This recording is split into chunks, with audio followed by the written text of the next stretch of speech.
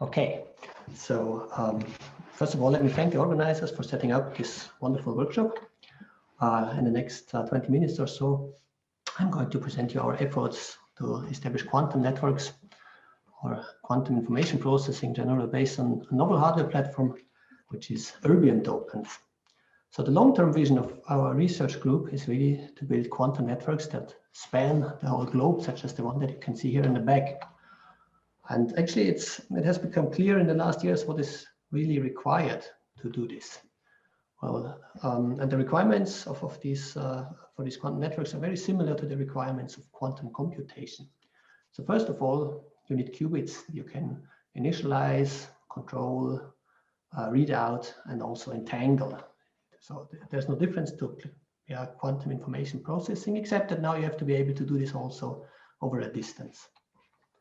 But these criteria have been there for a long time, but I think only in the last maybe 10 years or so it became clear how well you have to fulfill these criteria. So in particular, it became clear that you need very high fidelity in order to really go to many qubits and long distances. And that's an ability that I would call theoretical scalability. So if you achieve such high values from theory, it's then promising that you can really add more and more qubits to the system without losing its quantum properties. And of course, the experimental requirement is that you have a reasonably long coherence time and reasonably fast control. So by now, there are several systems that have achieved this theoretical scalability. But there's another thing that then comes up, and that's practical scalability. Because in order to do this, to really build such states, you need to control many qubits, and many doesn't mean 2 or 10, but maybe 10 to the 7 or so, right? And in this respect, you then have to also consider things like the manufacturing cost of a single qubit, its physical dimensions, and the power consumption and things like that. And I think that's something where the community has not basically, or it's just starting to dive into this topic of practical scalability. But so far, experiments quite often look like the one that you can see here, which is from my PhD in Gerd Lembe's lab. I see a lot of components that need to be aligned carefully, and you obviously also need a very important ingredient, which is shown here, a PhD student who's doing this. But on the long run, of course, you can't scale this up to 10 to the 7. You can't just have 10 to the 7 PhD students aligning optics. So I would argue that you need to improve and simplify the hardware. And that's, I think, a direction in which the field will move in the coming years. Now, in our group, we're following a new approach to this end, and that's based on erbium-doped crystals. The reason why we are using erbium is basically shown in the figure that you've seen several times today. So you can see the transmission of optical and the loss of optical fibers as a function of wavelengths. It turns out if you want to go over, say, 100 kilometers of optical fiber, if you use photons in the visible or near infrared, where the NV center, the rubidium atoms emit, the transmission of 100 kilometers fiber is just very low. It's 10 to the minus 20 or even 10 to the minus 40. And this is too low to achieve remote entanglement, say, in the lifetime of a PhD student. So you need to do better. Either you have to convert the photons into the telecom band, or even simpler, you need an emitter that emits exactly in this telecom band. It turns out that there's one defect in a solid that is known to have a coherent optical transition, and that's erbium dopants. For us, there's however also a second motivation to work at these wavelengths, and that's the transmission of silicon. So also that scales favorably with wavelengths. So for longer wavelengths, transmission is higher. And in particular, at wavelengths, say in excess of 1100 nanometer, the transmission of the material is large enough such that you can send signals over a photonic chip, right? So you can use nanophotonics to build devices, and then it's all established silicon technology, which you can just take basically the techniques developed by the semiconductor industry. And this way you can have very compact, cheap, and also robust devices, which of course is also very relevant when it comes to this practical scalability I mentioned before. So we want to use these erbium dopants. Now the question is in which crystal, and then actually there's many crystals that you can choose, but some might be better than the others. So in the end, we want to encode quantum information in the spin of such erbium dopants of electrons and nucleus. So it's good to have a crystal which is a magnetic vacuum, which has little isotopes with nuclear spin. So good elements would be silicon, carbon, and oxygen. Then we also want the erbium to integrate at a well-defined lattice site, because that's the only way in which it can have well-defined optical transition wavelengths, which means a low inhomogeneous broadening. And this means that several emitters of several dopants can be interfaced by coupling them to photons. Right? And this is typically achieved by using crystals in which erbium can replace another rare earth ion, such as yttrium or others. Then we also want a large splitting by the crystal field, which is shown here on the left. So this ground state splitting should be large, because that ground state splitting determines the temperature at which you have to operate to get good coherence. So typical choice is then yttrium to silicate, where the splitting is in excess of 1 terahertz, and this means that you can have very low decoherence rates. So it's straightforward to have a T2 of the electronic spin of 4 milliseconds, which is really the narrowest spectral feature ever measured in any solid. And also the ground state coherence is then in excess of 1 second without doing a lot of effort. So this YSO is a promising material, but as mentioned, we are also interested in using silicon nanophotonics. So we were asking ourselves the questions, why don't we use silicon directly? The reason the reason why nobody has tried this before is that there have been very discouraging measurements previously. So in the community that tried to build a laser based on erbium and silicon, they typically found spectra in which the optical transitions are broadened by several nanometers. Right? And in this way, it would be not possible to interface several of these dopants by coupling them to light at the same frequency. However, in these experiments, it turned out that most of the erbium stayed dark. So they knew they implanted much more erbium than they actually found to be optically active. And the reason is the way they did these measurements, it was by exciting electrons to the conduction band, such that you would only see erbium dopants which are coupled to the conduction band. So we thought that probably the rest of it is, it has to be in there, and we thought it just decays radiatively. It means it's decoupled from the conduction band. Now, to test this hypothesis, we would have to do resonant spectroscopy. And in 2D layers of implanted material, that's not straightforward because the signal will be very low. So you only have a few emitters, otherwise the erbium clusters together. So the solution that we implemented was just to use such silicon waveguides. And here you can see an artist's view. The real dimension of this waveguide is 600 nanometers in width and 200 nanometers in height.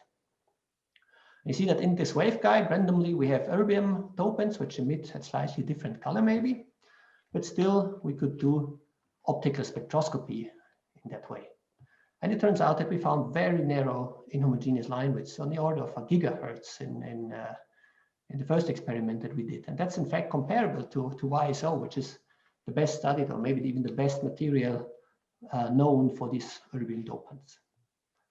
So I would make the claim that silicon seems to be equally nice. The dopants can be integrated well into the lattice if you optimize the sample fabrication a bit. We then also continue to measure the homogeneous line widths, so not the distribution over a long time, but basically we were answering the question if the emitter dephases during its lifetime. It turns out that in this first set of measurements, we had 40 megahertz homogeneous line widths.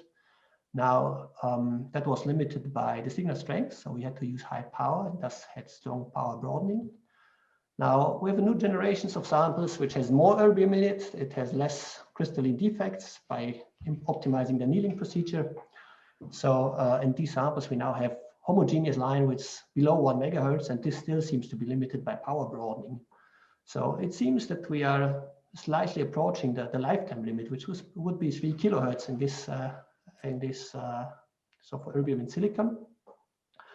There could be other limiting mechanisms such as temperature, that photonic couplings could reduce the lifetime of the spin in the ground state, which would then be visible as a broadening, or the coupling to other nuclear spins, for example.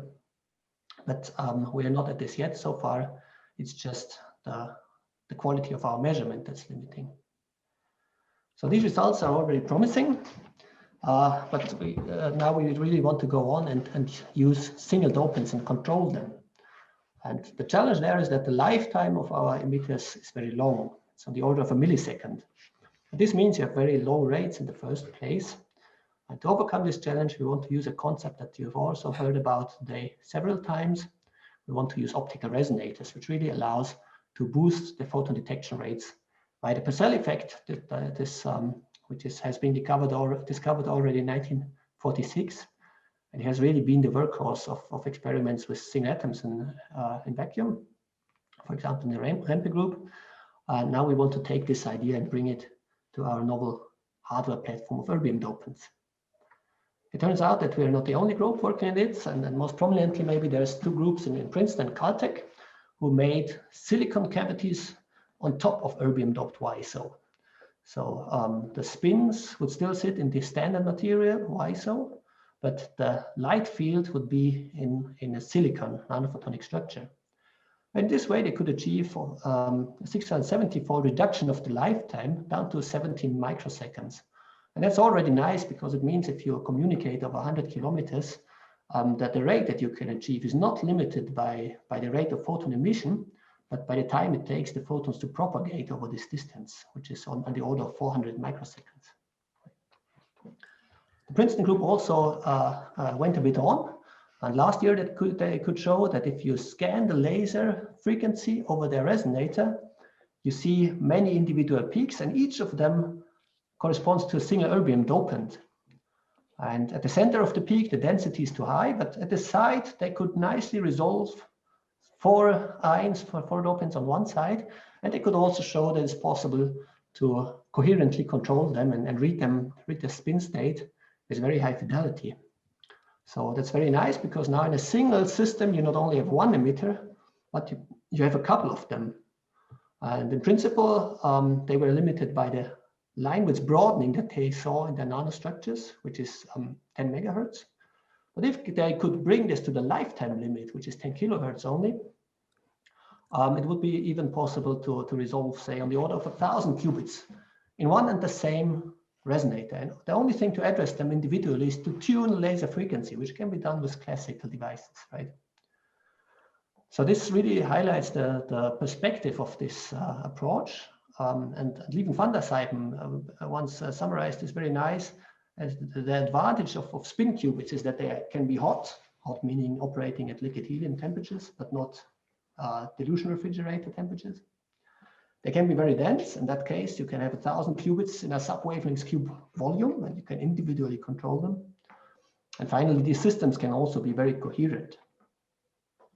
In the case of Erbium YSO, it turns out the coherence in such an experiment is limited by spin-spin interactions, which we could show last year. But by using suited dynamical decoupling, you can also improve of that and get long coherence. Or if you're using nuclear spins, then, so that was electronic spin coherence of 80 microseconds. If you transfer qubits to nuclear spins, then you're easily in the scale of seconds or even longer. Okay, so in our group, we don't want to use exactly that approach, but a similar one. So instead of having the spins sitting in the YSO crystal below the silicon nanostructure, we want to have them directly in the silicon. And this has a few advantages. So the first one is that we can control the doping very well, and in this way have the ions only at the maximum of the mode, right? This means we have a higher Purcell enhancement. We have less decoherence because all interfaces are further away. And finally, also, we expect that we have a small or negligible background then of weakly coupled dopants, which all helps our experiments. Then silicon in principle also has another advantage. The emission itself is 15-fold higher than in YSO. And you can also make better cavities. So state of the art in silicon is about a factor of 1,000 larger Q compared to these structures on top of YSO. Alternatively, you can also use cavities with a 1,000-fold reduced mode volume. So this can really bring you unprecedented Purcell enhancement. There's another advantage of silicon. It has only few isotopes with nuclear spin, and you can also get isotopically purified samples. In this way, you could really eliminate spectral diffusion by coupling to nuclear spin bars. And finally, you could also use this platform of silicon photonics to integrate other components, such as modulators, switches, detectors. And all of that is CMOS compatible. So you can really buy exactly that chip from a semiconductor company. They don't have to change anything in their manufacturing machine except the way it is programmed. So I think the system has a very high potential for scalable distributed entanglement.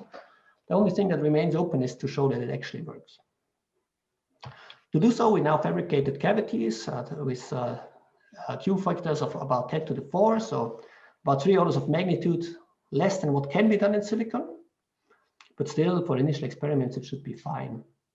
We then tuned these resonators to the side of the homogeneous broadening, and here we see signatures of what we believe are single dopants that have a slightly stronger coupling than the rest of them. Still, we see the significant spectral diffusion. So these lines have a width of about 60 megahertz, and that's very much comparable to the experiments in YSO. But we believe that by increasing the Purcell enhancement, by basically improving this Q, we can still have a large advantage. So that's exactly what we are doing now. We improved the Q. We also improved the coupling roughly by a factor of 10. And also the setup for detection by using superconducting nanowires with low dark counts. We think that we are now prepared in the coming weeks to really show that these are individual dopants and determine the spin coherence and temperature scaling. However, the spectral diffusion on the order of 60 megahertz is still very large compared to the narrow line widths. And the reason for it is probably the proximity of interfaces. Just if you have a single charge strap on this interface, a dangling bond or an unsaturated absorbed molecule or so, the single charge would shift the lines on the order of 50 megahertz. That's depending on the exact start coefficient, but that's what we expect. So in order to improve, what you have to do is you have to stay away from the interface. One approach how this can work is to use a Fabry-Perot resonator instead of a nanophotonic crystal. So the big advantage is that the interfaces are far away, and therefore the coherence should be the same as in bulk crystals. And in YSO, that's, as mentioned, the ground state coherence of a second and the excited state about 4 milliseconds. There's also a disadvantage, and this is that these structures are much more challenging to implement. You can't just go take established nanofabrication techniques, but you really have to develop a lot of techniques to fabricate these mirrors, to fabricate these thin membranes, to deposit them on the mirror, and then to keep the mirror distance stable to the range of a few picometers. So it took us some time, but last year we could do the first experiments where we were measuring the Purcell enhancement of an erbium ensemble of about 100 dopants. And we could show that basically compared to the decay in free space, which would be the purple dashed line, the decay of the strongest coupled dopants, the orange dashed line, is enhanced by roughly a factor of 60. So our resonator, that this matches very well the expectation from our resonator geometry, where we calculated a 2-level system Purcell factor should be around 500. And then with the branching ratio in YSO, this gives about 60-fold enhancement. So the 60-fold enhancement is a quite nice number. It means that 98% of the photons actually decay into the cavity rather than into free space. And the cavity is designed in such a way that these photons that decay into the cavity, they actually leave the cavity through the mirrors, and they are not scattered or absorbed. So they leave in a DM00 mode, which can be then coupled to a glass fiber and transmitted over large distance. What's also remarkable about our experiment is that the coherence property that these erbium dopants have in bulk crystals, they seem to be preserved in the resonator. So we could show that the coherence, the optical coherence, is about half a millisecond in our case. And that's longer than 2 times the decay rate of the strongest coupled dopants, which means that we believe that we have really lifetime or fully limited coherence on these optical transitions. If you compare it to rare dopants in other nanophotonic cavities, you see, for example, compared to the Caltech group, we have a similar Purcell enhancement, but a factor of 100 better optical coherence, or compared to the Princeton group, we have a factor of 10 less enhancement, but 3 orders of magnitude better optical coherence. So I think in terms of optical experiments, two-photon interference, we're in a good position to do this now. Of course, the requirement to this end would be to also resolve single dopants. And that's what we've been doing this year. So what we did, instead of operating at the center of the inhomogeneous broadening, where we have around 100 dopants in the resonator, we would just go to the side of the inhomogeneous broadening, where the concentration is much lower. And we detuned basically by about 13 gigahertz. And what you can see there is that we then get a forest of lines. And again, each of these lines correspond to a single dopant, which we can address by simply tuning the laser to its resonance frequencies. So in a gigahertz span, we now have about 100 dopants controlled in one and the same cavity. We know that single dopants from measuring G2, and actually here's the G2 function. So you see that the dashed lines is the dark counts. So we are approaching this where there's still a small contribution from weakly coupled dopants, which basically don't sit at the maximum of the cavity field. But by going to even larger detunings, we would expect that this goes further down at the price that we then also have less dopants that we can couple to the resonator. The line width of these peaks is around 300 kilohertz, and that's pretty much exactly what we expect from the coupling to the nuclear spin bars, so to the spin bars of yttrium nuclei in our material. And the optical coherence, again, is almost lifetime limited. So on one of these lines, for example, we measured 300 microseconds, which is a bit, or I think pretty much identical to the T1 time or the decay time of this emitter. Finally, over the weekend, we also now did a long-term measurement of one of these lines. And you can see that it really stays on resonance. It doesn't drift away. You see that these lines have a double peak structure. And so far, we don't know what this what causes the side peak. We believe it's the coupling to another impurity, for example, a neighboring paramagnetic or dopant, could also be erbium. And that would then also explain the difference in height between the two peaks, which then comes just from the thermal equilibrium of the two spin states of that second impurity. But that still just needs a few more measurements to be sure. For example, by enhancing a magnetic field, of course, then these side peaks should disappear. So finally, I want to highlight that also the efficiency of the system is already quite good. So you see that in 10% of the cases or so, we really collect a photon into a single mode fiber. And this is also at the moment limited by the free space optics that we are using, but by improving this, I think we can improve this up to 50%. And also now this is when driving the ions in saturation. So in 50% of the times they should emit. So if we do proper optical control, then this can also be increased a little bit. Okay, so to summarize, I hope that I could convince you that erbium dopants are a promising system for distributed quantum information processing. They have second law ground state coherence, they have lifetime limited excited state coherence, and they emit a telecom frequency. Our current work is still to implement an efficient spin-photon interface, and we are having two approaches in that respect. One is this Fabry-Perot resonator, and here the idea is to use them so they are a little bit slower than the nano-photonic resonators, but they have better coherence. So they are targeting a quantum repeater type system, where that's actually the figure of merit is not so much the emission time, as it takes long to travel along the fiber anyways. So here we saw that we have excellent optical coherence. We also have single dopant control over up to 100 dopants. And the next steps are now to just drive a microwave strip light that's there to enable ground state control, and then to use the system to actually entangle two of these dopants by photon interference. At the same time, in parallel, we're setting up a second generation of devices, which will be fiber coupled, that will make it more robust and compact.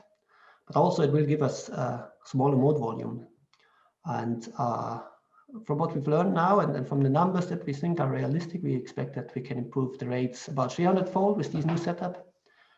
which then would allow us to generate entanglement over 100 kilometers with a rate approaching kilohertz.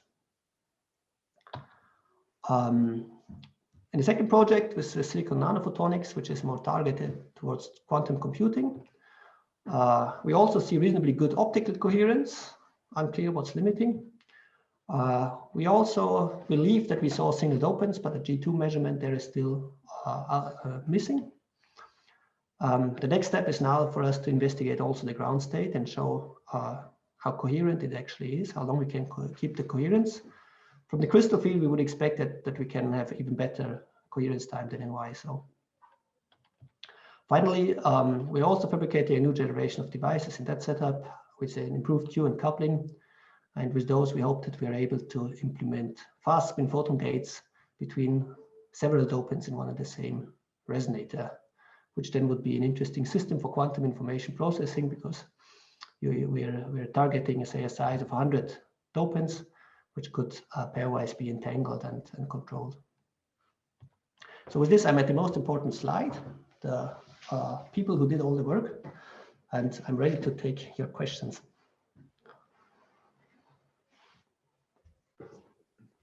Okay, thank you for presenting your approach. Yes, are there questions or comments?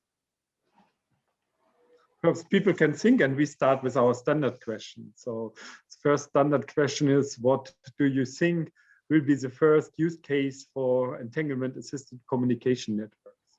I think the first use case is at the edge of being realized. So I mean, if you have an entangled photon source on a satellite, you can have point-to-point connections between ground stations, where you can basically do entanglement-based quantum cryptography. And I think that's at the edge of being, so to say, stable enough to really become an application of these systems for companies or governments that are willing to pay for it, because it's of course not an inexpensive approach. Okay. The challenge for the experimental field is maybe to make things more robust. I already made like a small to go basically to what I call the practical scalability, right? So far these setups they work only during limited period of time. They work only under supervision of many students and researchers. And of course, that's not what you need if you want to have something that's really applied in the field. So I think robustness and compactness and cost effectiveness will be now the challenges for that type of research. So then we have a question from Dieter Meschede. He asked if there any chance to combine with quantum dots photon sources. Well, so the timescales really don't match. So the quantum dots emit typically very fast. These erbium-dopants, they are typically very slow. So I think for single erbium-dopants, single quantum dots, I would not expect that this can work. But of course, you can use an erbium ensemble and then use the whole homogeneous broadened line. I think this should work actually perfectly well. And actually today on Archive, there was a paper by Metzellas where they showed actually a quantum memory in erbium-doped YSO, which was storing I think quantum states. I didn't read it yet, but it's from the title. I think they made a quantum memory that stores really quantum properties for a second at this telecom wavelength. Right. But our approach is really to go for single dopant control in the first place.